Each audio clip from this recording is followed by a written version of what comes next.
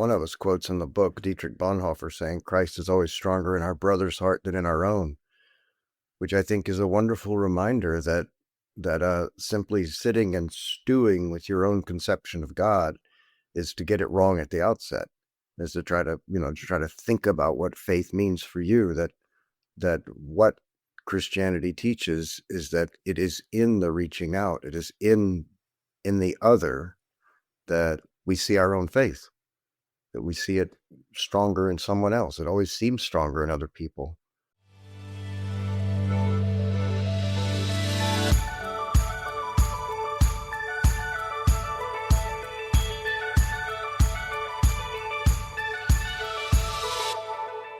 Hello, and welcome to the Shifting Culture podcast, in which we have conversations about the culture we create and the impact we can make.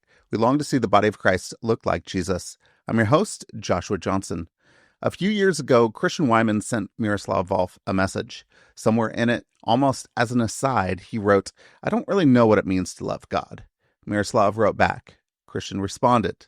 And eventually, they decided to formalize it. A written correspondence between a poet and a theologian, working through some of the oldest, hardest questions of faith. That correspondence became a book called Glimmerings. Christian Wiman is a poet and an essayist who has written extensively about faith and doubt and living with serious illness.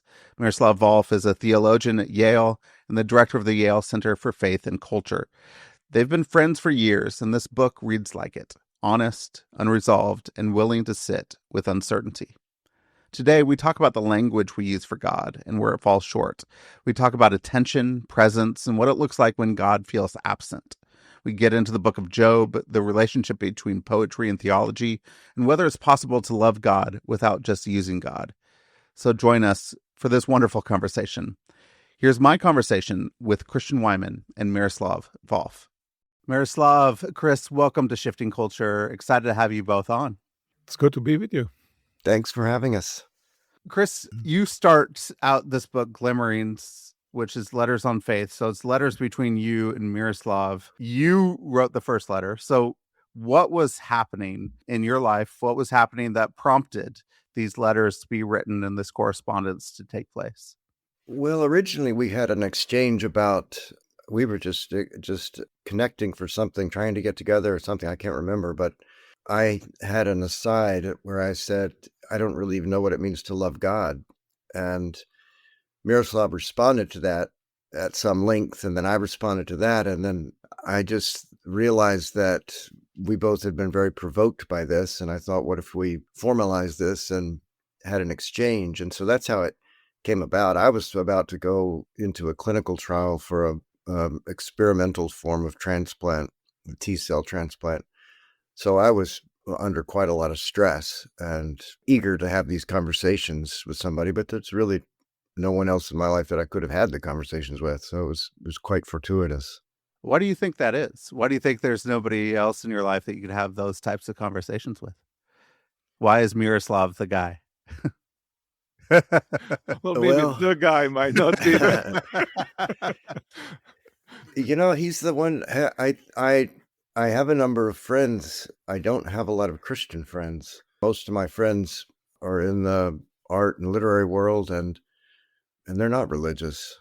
And I do have these conversations with my wife, very definitely, but not to this extent. My wife's not that interested in theology, and Miroslav and I talk a lot about theology. I have a deep interest in theology, even with little ability to do it, but a deep interest. And, Miroslav and I have been friends for a long time. And so there was a shared history and a trust that we could work with.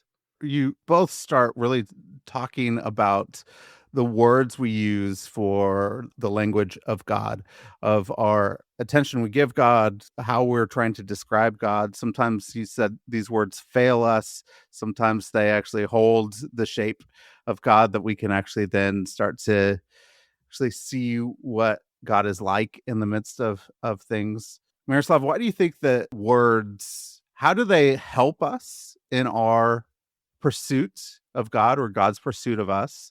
And how do words ultimately maybe fail?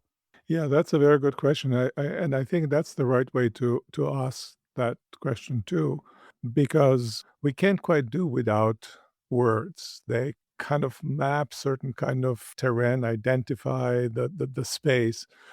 But pretty soon, I think they prove themselves to be inadequate. I think they gesture toward the mystery. They kind of direct attention to a particular form of that mystery. But then I think God is fundamentally a mystery, and mystery in a sense in which somebody like Karl Rahner, a great Catholic theologian of previous generation, used that term. It's a mystery that's not a riddle that we can hope to somehow figure out and know what it is, but the mystery that is fundamentally mystery in its very character, so that we approach God as mystery. So that seems to me exactly right. As you're then dealing with these theological issues, and theology, in one hand, is about trying to understand or to know God and what things are about. And the other hand, then we have, Chris, you're a poet, the poetry and trying to get to the essence and the feeling, I think, of God in poetry. How does theology work when we're trying to start to understand mystery and we can't actually know or encompass all of who God is? Maybe I should simply add, and then Chris, if you want to certainly continue in a different vein. But to me, it's this is not simply a feature of God, that God is a mystery. I think each one of us, each human being, is also fundamentally a mystery. Obviously, we can reveal each other to each other more than we are able to grasp God, because we are equally human. But at the same time, I think there's something unknowable. There's something that before which we bow, simply something that we let be and that we honor. And in that sense, there's a slight analogy, similarity between who God is and who we as human beings are. And we're a mystery to ourselves, I think. I mean, other people, we often know other people better than we know ourselves. I think in terms of the relation between poetry and theology, I mean, Christianity is predicated on the notion that the Word was at the beginning. And I believe, and most poets, even if they're not religious, I find that they tend to believe that words used poetically can participate in that original creation in some way. So it's not always just a second order experience. And that's why I think poetry is so important. Well, obviously, a third of the Hebrew Bible's in poetry, and so you've got to know how to read poetry to read the Bible. And it's why we speak of God metaphorically. I mean, we're always not simply approaching that mystery, but enacting it, giving it a space in which we can participate in it. And poetry for me has been the most powerful form of that. Theology is different. I mean, occasionally I come across moments in theology when that seems to happen, but I do feel like theology, mostly Miroslav used the term mapping the terrain, which I think is very useful and has helped me enormously, but it functions differently than poetry. Chris, I think you said something about it as the mystery. We want to create space so that we could actually then live it and live it out. And one of the exchanges that you had was about God's presence. Does it start to occur when we start to pay attention? Do we have what you said, unmixed attention towards God, and then we sense his presence, we see that God is present? Or is it something where God is always present and he's there with us, and there's a little bit of both? How, in the midst of this presence of God, how does attention help us actually then start to embody or start to live out that mystery of the presence of God? Yeah, Miroslav and I differ on this to some degree. My experience has been that attention has been a crucial element. Well, the phrase I use in the book is that it catalyzes the presence of God, which I'm aware is a potentially heretical thing to say. The phrase absolutely unmixed attention is Simone Weil, and she said that any absolutely unmixed attention is prayer, is a form of prayer, which is useful, I think, as a way of thinking about what attention can do for us, and sort of obviously not true in some instances, because there are forms of attention that are malign. But it's been my experience. I mean, intellectually, I agree with Miroslav and probably with you. I'm assuming this, that God is present always, and that it's our failure to perceive God's presence. My experience has been that that's not true, that God is absent a lot. And that has been a defining feature of my life. It's why a writer like Simone Weil has been so important to me, because she gives a name and space and volatility to that absence, talks of it about it as a feature of God's presence, not us simply not perceiving God's presence, but since we are fallen creatures, as a feature of God. In some ways, of course, I don't want to be understood to diminish the significance of attention, especially not today, where everybody's stealing our attention left and right, and we're distracted to such a worrying degree.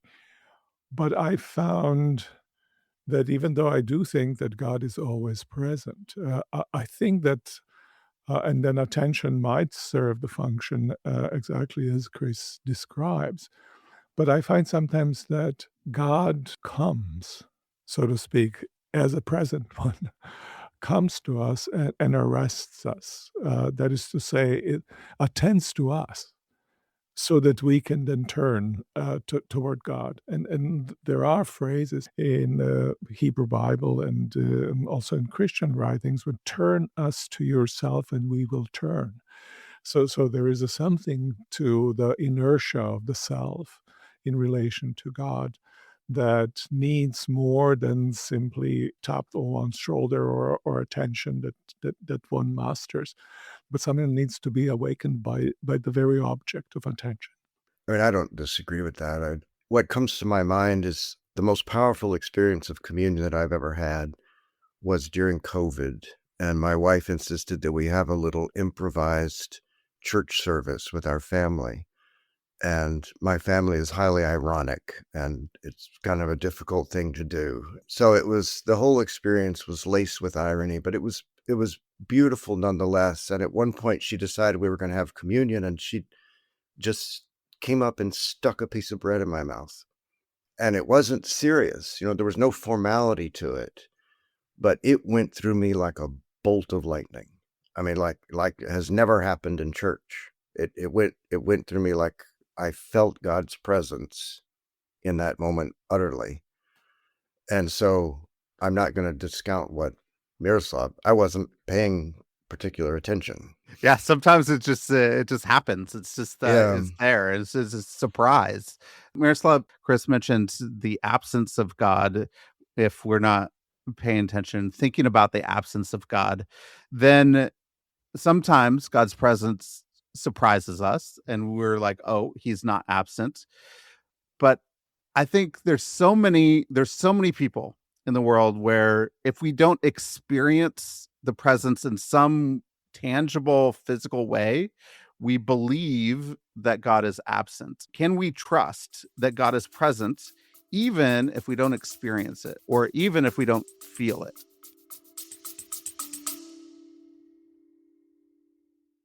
You ever catch yourself thinking, no one will do it as good as I do? Yeah, me too. And that belief, it sounds like excellence, but it can quietly become the ceiling on everything you're trying to grow. Because when you're the only one doing it all, you're not multiplying your impact, you're containing it. That's why I've started working with Sidekick. They connect leaders like us with world-class virtual assistants, real humans who bring skill, ownership, and excellence to your vision for 60 to 70% less than hiring locally. And I can feel the shift already. More space, more clarity, more growth. If you're ready to experience it too, head to getyoursidekick.com/shiftingculture and book a call and see how letting go might be the smartest move you've ever made.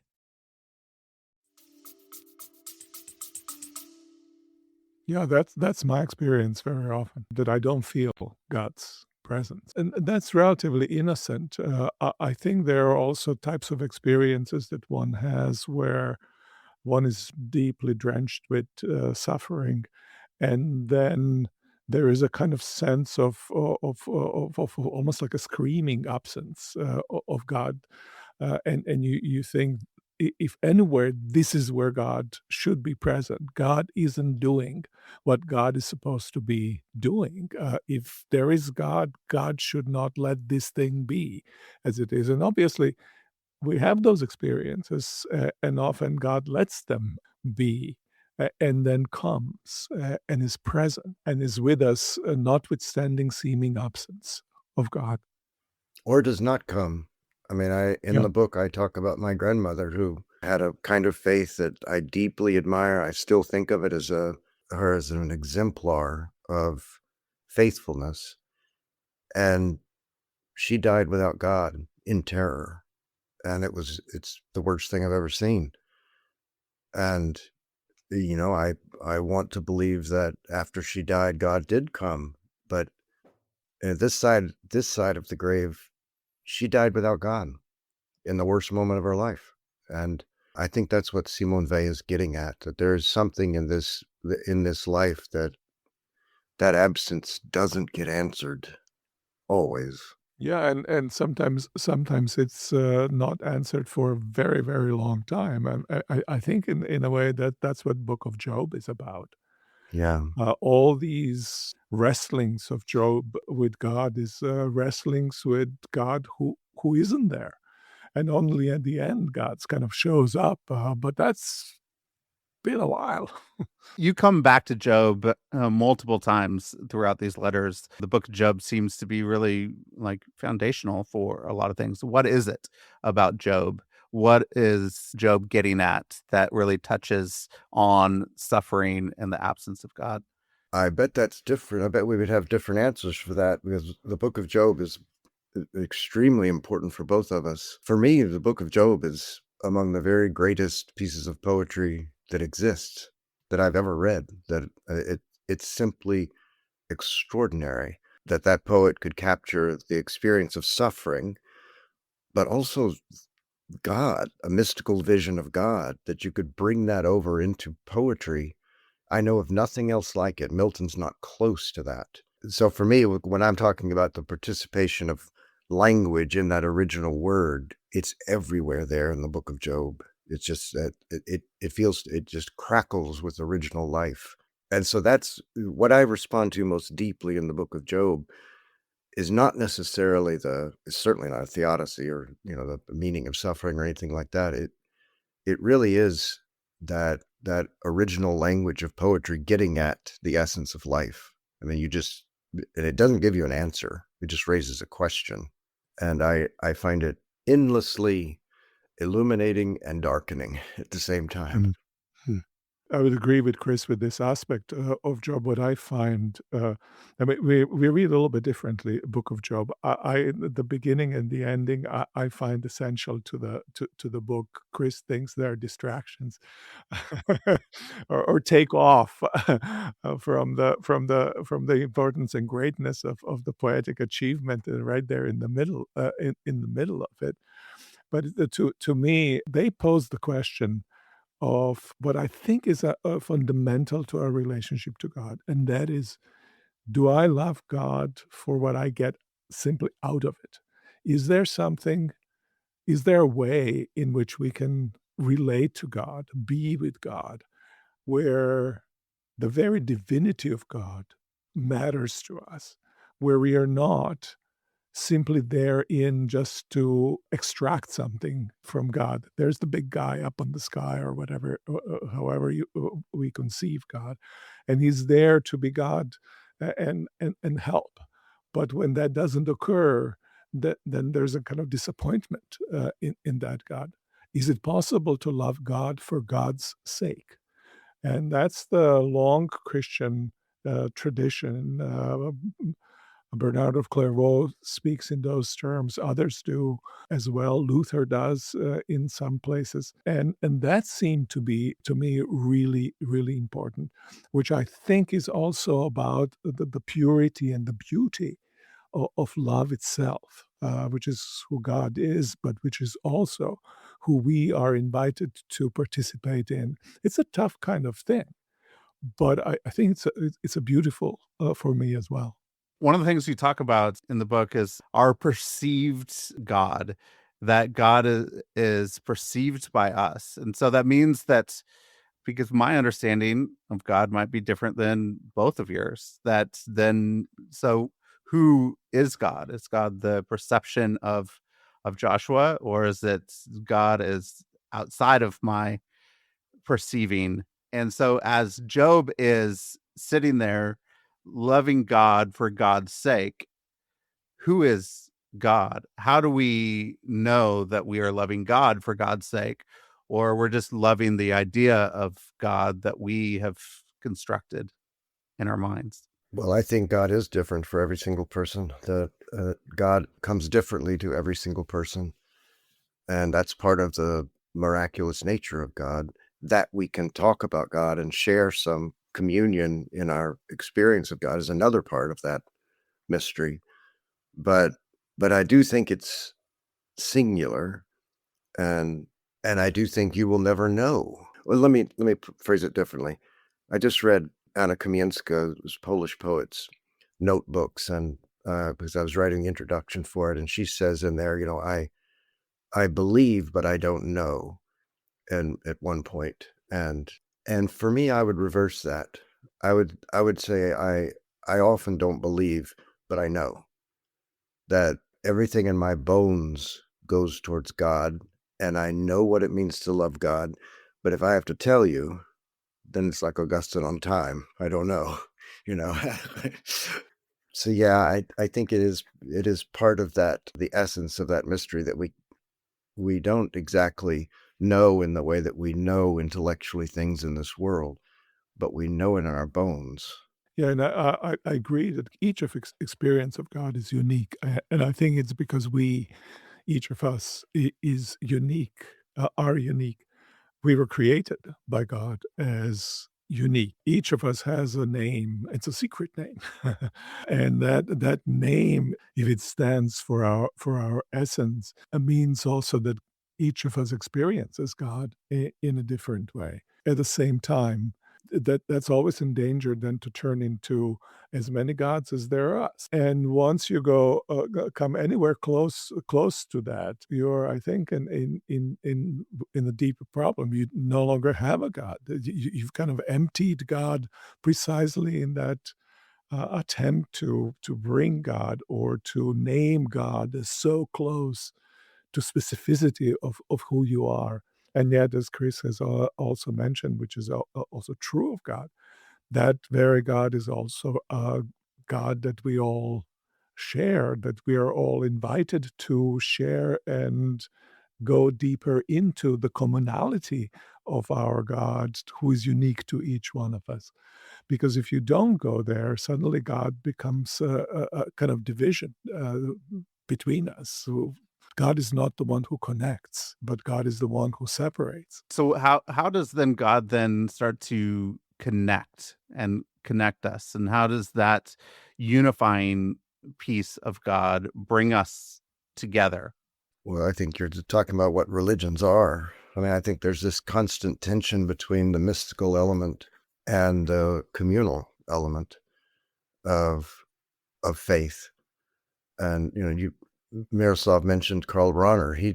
He said 50, 60 years ago that in the future every Christian will be a mystic, or Christianity will simply cease to exist. And I tend to agree with that essence of mystery at the heart of each person's faith is absolutely essential. But it's not, you obviously can't build a religion on that. You can't, a religion has to be cataphatic and give you things that you can live by, and things that can link people together.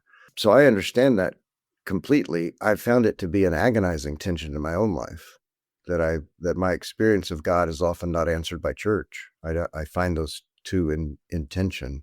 But I that's something that I just live with. I wish it weren't so. I wish I were more at peace with it, but it is so. Is that a Chris thing or is that a church thing? There are some things that like we find that are really core, essential church activities, but is there something that the church has not been doing that then has thrown us into a place where that experience of like giving us the tools and the things that we need to live together well in service to God, is it something that the church is failing at the moment? I don't want to make my experience representative because I feel like I'm an odd person, and you wouldn't really want to build a church around my needs. I do think that it is sort of important. Ronner was Catholic, and I do think that Protestants often are allergic to mysticism and don't believe in it. And I find myself in church services sometimes wishing there were more space for silences, wishing there were more space for poetry, more of an interior life, more that matched my own experience. But, like I say, I am a poet. In some sense, Rauner as a Catholic and emphasis on this mystical side of things is so important for him. But there's also in Rauner this universality. I mean, that's also Rauner's Catholicism and Catholicism more broadly than just Rauner's, in the sense that one God is a God always of the whole. That is to say, if we believe that there's a single God, it means that that God is the God who holds the entirety of reality together. And there may be something, and people may think of it as a little bit oppressive and totalitarian, even one God for the whole thing. But then just read Antichrist of Nietzsche, and then you think, well, maybe not, because what he talks about there is that you have when each nation does not have their own God, it has lost the sense of its own power, because God then stabilizes the power of the particular unit, and that unit can then assert itself in give and take with other units. And suddenly God ends up being, which is what we are experiencing in many ways today, aligned with our own particular national or a particular communal striving, and God is employed in the struggles in which we are employed ourselves, and there's there as a legitimator, there's there as a big club and motivators, and giving justification to what we are trying to do to each other, rather than in any ways bridging between human beings, as a God who is a single God of all peoples ought to be able to do. So much we see in culture, people are using God almost as a prop of saying, we're going to say, God is on our side, so this is what the world should look like. This is how we're going to dominate and control. You said that there is one God as we move forward. And earlier, Miroslav, you said that this God is love, and that's the core attribute of who God is. And that if we can then receive that love, we can start to embody that love in the world, and then we could actually have some more connection and not division.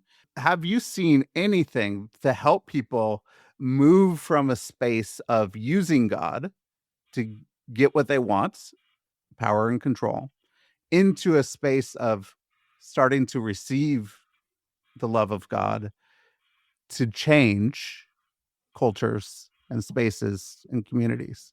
It's a challenging question, of course. Did I see something that is really effective and it works? If you have pressed that button, it's going to happen.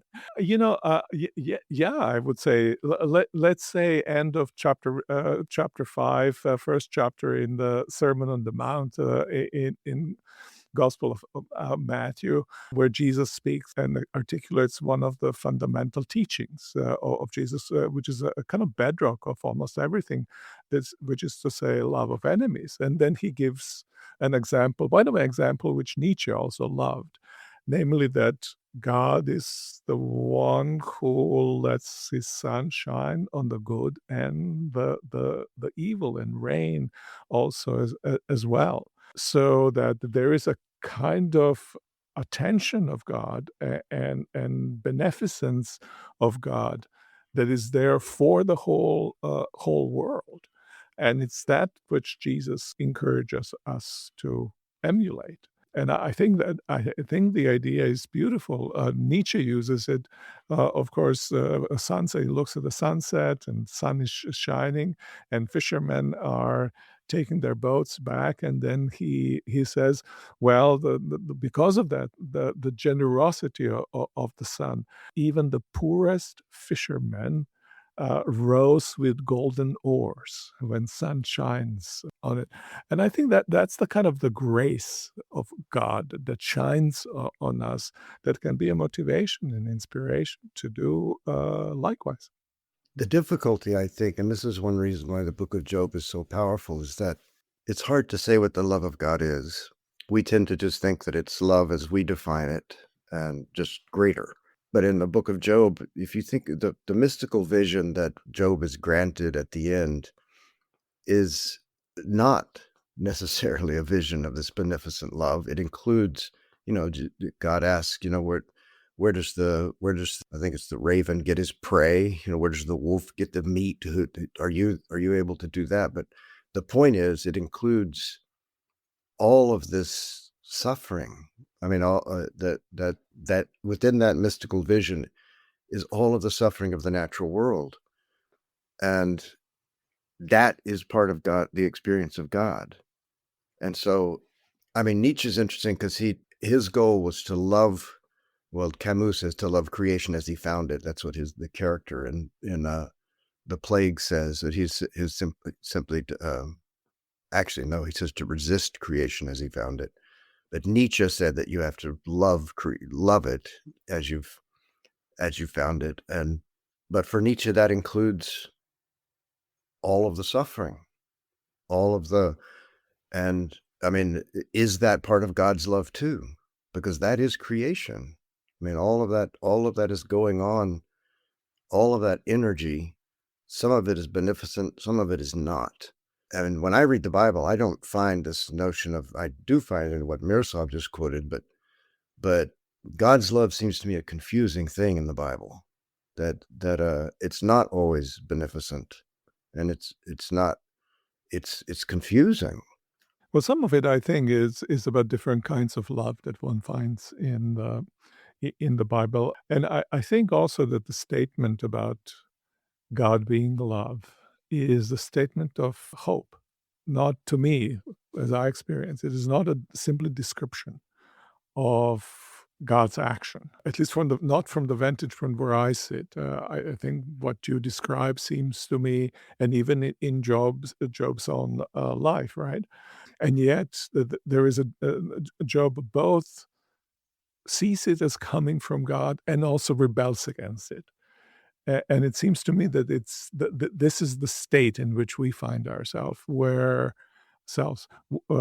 we both affirm love of God as beneficent, that God should not have done what God has done in some sense. And then if you don't lop off the very end speech from Job, the God says, well, Job has spoken rightly of me. So that it's both right that God shouldn't do it, and that this is who God is, and as the whirlwind describes it. How does one hold this together? I think that too is a mystery that has to be lived with in trust, rather than by any sense in full or even partial understanding. One of the things that I think helps me in contemplating all of this thing is the suffering, the absence of God's presence with us through the Spirit, that He's actually tangible here and present now. Holding the meta narrative of the story of God and where we are in the story helps me, saying that, okay, the story is not over yet. All will be well. In the end, all will be well. That gets me like, okay, I could situate myself in the story. Has story and the story of God, how does that help us situate ourselves to start to understand what God is doing, what his presence is like in the world now, and what will happen? I think that's beautifully formulated. It makes me think of Fanny Howe, who's a writer that has, and a person who's meant a great deal to me. The book is partially dedicated to her. She said somewhere in an interview once that for her, faith came down to a sense that in the midst of everything, no matter what happens, we are safe. That you're safe somehow. And that seems to me a profound notion of faith, that in the midst of all the suffering of your life, that, and maybe that's what hope is, that in some way that you believe that this is being held, it's all being held somehow, and will be redeemed, even if you can't experience it in your own life, I was thinking just the other day, there are these sayings of Jesus. Again, one is about the lilies, for which God clothes, and then the other ones are birds, and in particular sparrows, nasty little critters. I'm told, especially toward bluebirds.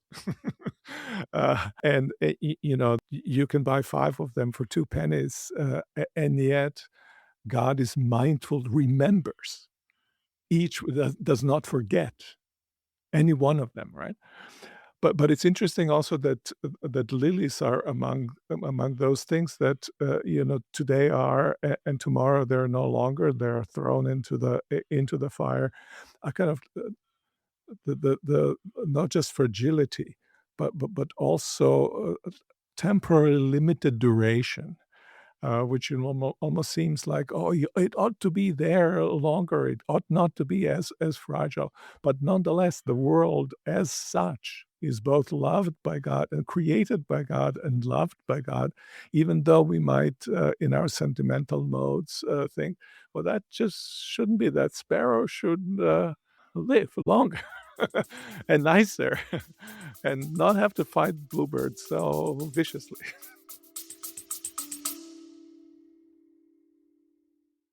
Hey everyone, thank you so much for listening and thank you for supporting the show. If you'd like to support the show and get early ad-free episodes, you go to Substack at shiftingculture.substack.com, and with your subscription, you could have a private podcast feed in your podcast app where you get to download early episodes before anybody gets to listen to them. You could also support the show by going to the support the show link at the bottom of the show notes in the app that you're using right now. That goes to a page that supports the work my wife and I do around the world. That donation is also tax deductible. So if you want a tax deductible donation, you could go there. Or if you want to support the show by leaving a rating and review on Apple Podcasts or Spotify, that really helps new listeners find the show as well. So thank you so much for listening. Thank you for your support. And thank you so much for supporting this work so that we could see the body of Christ look more like Jesus. Yeah, one of my favorite moments in the New Testament is the one time Jesus writes anything. We don't know what he writes. He bends down and writes in the sand, and it seems almost just triumphantly perishable. Like you don't. It's words, but who knows what they are? Or maybe it's not words. Maybe he's doodling. I don't know, but it seems akin to God loving these things that are almost completely evanescent, or at least that pass so quickly. Throughout the Bible, when suffering comes and when people are trying to articulate where God is in the suffering, oftentimes poetry is involved. It is poetry in the midst of suffering that starts to say, maybe this can get at what's going on here. So, Chris, as you look at then the poetry of the Bible in the midst of suffering, why do you think that poetry is the thing that people invoke? And why do you think poetry is important for us? Well, it gets at that, like I was saying earlier, it gets at that moment of original creation. It gives us a way of participating in it. One of the things Anna Kamienska says is that she's actually criticizing us for falling into expressions of God. God is love, God bless, God be with you, things like this. And she says that we need to accept more imperfect metaphors, that language is always reaching, precisely because God is so various, language is always trying to help us to participate in that. And a fresh metaphor for God or for anything can enlarge your sense of available reality. That's a quotation from a critic, R.P. Blackmer.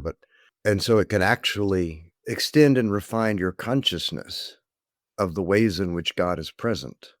I mean, I think it's important that in the Bible, God is so many different things, including female, just endless metaphors for what God is. And I think that's part of what it's teaching us, is that there's no stasis in God. God is constant creation. And language at its best, and poetry is language at its best, can help us to participate in that. And it's also expressed in a kind of temporal sense in the story. That Yeah. too is what changes. A lot of this book and your letters back and forth embraces paradox and tension. The suffering and joy can be held together. The absence of God, the presence of God can be together. There's all this paradox and tension. How do we go through life holding the tension of these things and not dismissing one for the other, but being able to hold them both as we walk through this world? Well, I think people, again, I would not make myself a model for this, because I have found it difficult to be in this world as much as I love it.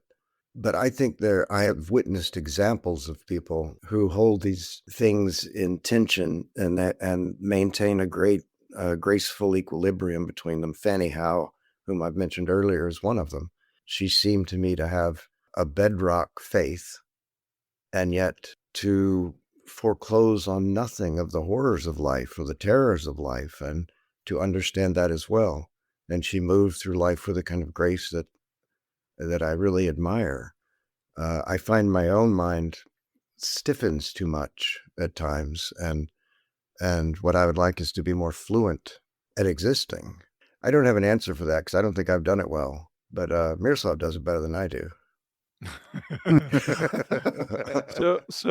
I wouldn't want to receive that. That's a wonderful compliment, but a little bit too wonderful. But you know what struck me recently? I was in Egypt, and there was a report of the church in Middle East, and Wiman, who was a practical theologian from Beirut. She talked about how the situation of Christians is as if they were in a huge storm, but inside a rickety boat, and one never knows when it's gonna the whole thing just to give way to the storms. And then she was talking about how does one hope? What does it mean to be faithful there? And what struck me is how soberly she looked at the reality. And then what seemed to emerge from that is not so much some kind of a words of hope, but kind of a commitment to stay in the situation and enact hope, attend to what's at hand, and be with the situation and with the people. I thought this was so incredibly refreshing.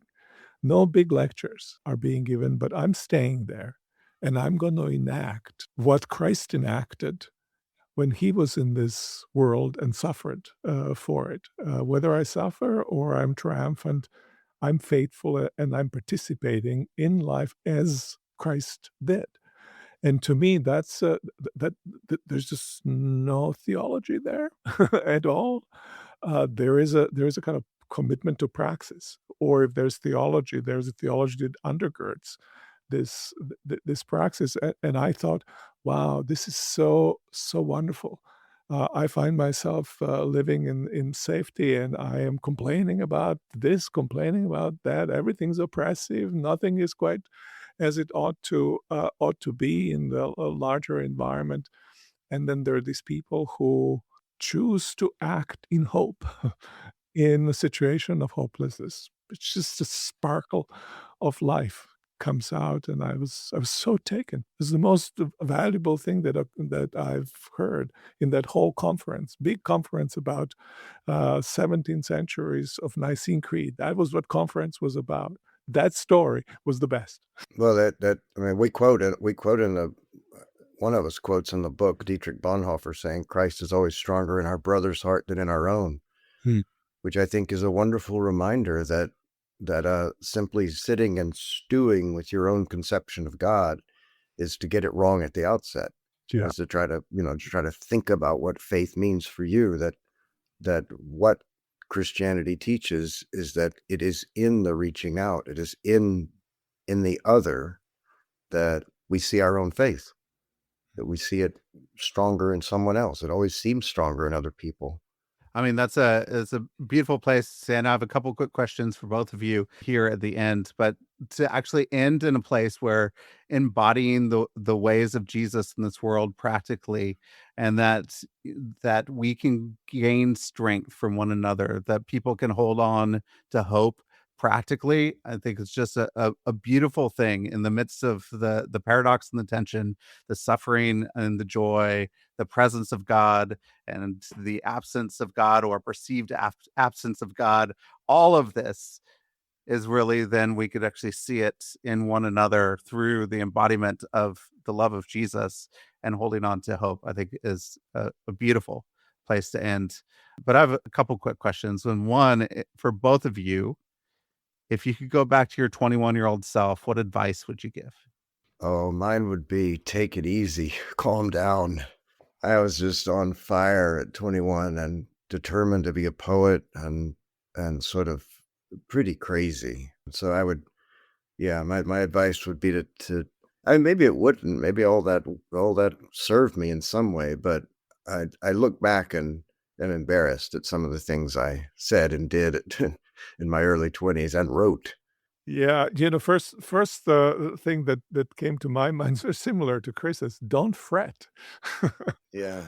So in some ways, maybe that there's something similar in when I was 21, it was really high energy, deep dedication to theology and along with high energy, a little bit of kind of anxiety rather than letting yourself simply joyfully, intensely, but joyfully be. Great. Anything you've been reading or watching lately you could recommend for us? Oh, I'm reading this great book, which I've read before. It's called The Banquet Years by Mm, Roger Shattuck. He passed away probably 15 years ago or so, 10 years ago. mm. But it's about the origins of the avant-garde in late 19th century France. And I loved the book. Actually, I probably read it when I was 21. I didn't. It's been around for a long time. But it is such a wonderful mixture of biography and criticism, and he just brings those characters to life, and it's funny. These people were so funny, and it's just such an interesting idea for me because I've always felt a split between art and life, like a lot of artists, a real split. And those artists sought to make their life and art one thing, Hmm. and they really not unnaturally either. They don't. It's not like our avant-garde where it's just sort of goofball antics. Hmm. Um, there was something very genuine about it, and I find it really a wonderful book. Hmm. That's great. Yeah, I mean, after, I don't know, 30, 40, 50 years, I've reread Bonhoeffer's Discipleship, or as it's translated, Cost of Yeah. Discipleship. And I was taken by it, Mm, troubled by it in some ways, but taken by it. mm, And it was written in a situation not so dissimilar from our own. Both kind of certain forms of secularity being dominant, but at the same time, as a reaction to them, a certain nationalism emerging of a very virulent kind, and rereading it and this deepening of the commitment to Christ, and letting it be there in its radicality. It seemed to me so refreshing. There's no tinkering, there's no making it easier. There's just, this is what it is. Repent if you can't quite follow, but be invited in something that will claim your life, but also open it up. So beautiful. Well, Glimmerings, Letters on Faith Between a Poet and a Theologian is out now. It's available anywhere books are sold, and you could go and you could get that. Now, it's a fantastic read.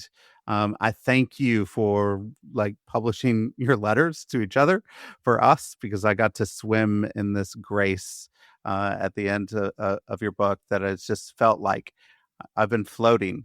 I've read it once, I've listened to it twice, and I just feel like I'm just floating in it, and it's very, very beautiful.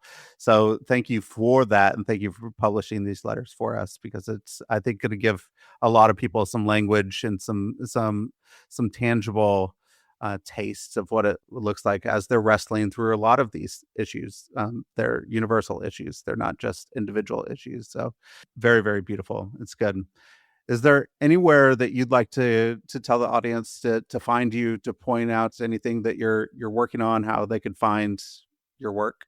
Oh, they can just, I'm not on social media, have no website.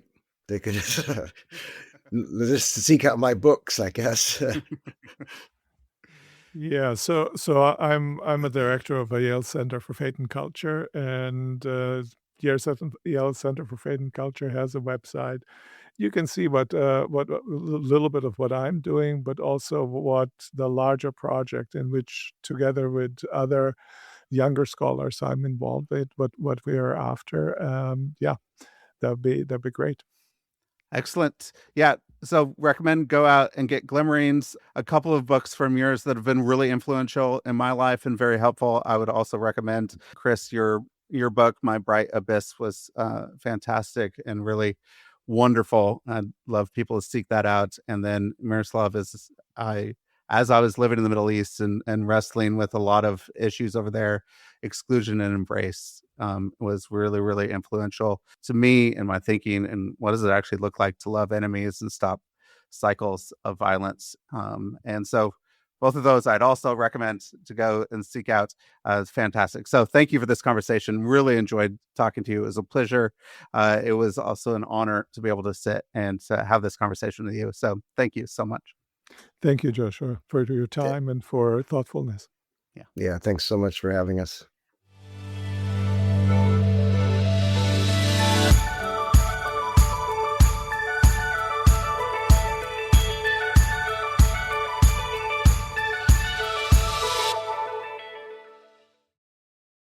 Thanks for listening to this episode of Shifting Culture. This show was edited and produced by me, Joshua Johnson, at Shifting Culture Productions. If you're enjoying the conversations, consider supporting the work by subscribing at shiftingculture.substack.com. For as little as $5 a month, you'll get ad-free early access episodes and other exclusive content delivered straight to your inbox. I'd love for you to not just listen, but engage. Reach out. Share what's resonating, and let's keep shaping culture together. Whether you're a listener with feedback, a creative with an idea, or a brand looking to connect with a thoughtful, engaged audience, let's talk. If you're interested in advertising on the show, I'd love to hear from you. Contact me directly for rates and availability. Until next time, let's keep shifting culture.